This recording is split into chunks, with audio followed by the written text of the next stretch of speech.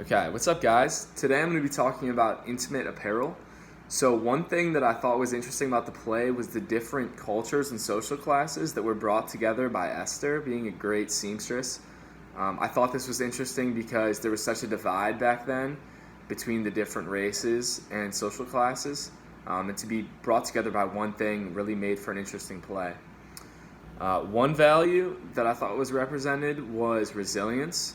And I think Esther showed that when she felt that unfathomable sadness when George came back and she found out the truth about him, that he'd been a lot different than what he'd given off to be in his letters. But that she still chose to carry on and push forward in her life. And I think that a lot of other women in different situations in that time had to go through the same thing. Another value, what I would say, would be gender roles, and this is one example with this would be Mrs. Van Buren, and the pressure she felt from her husband to bear a child constantly, and so that would just go back to that cookie cutter type mentality that husbands expected their wives to be back then, and in that culture. Something I didn't know, so one would be that Esther.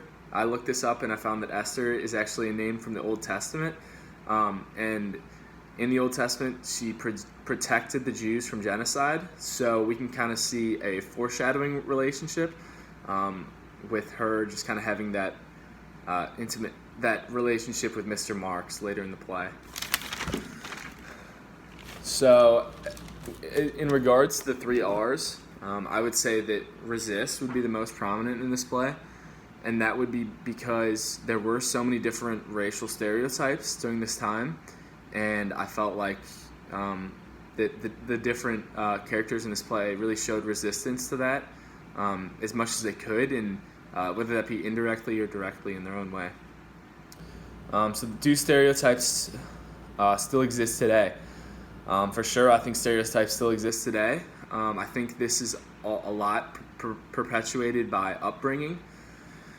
And I think the way that it's perpetuated is, geographically, a lot of different races are separated, especially in the United States. And one way we can combat that is just for people to be a lot more accepting and open to other people's lives and their difficulties and struggles, and be open to meeting new people and just getting those cultures more engaged with each other.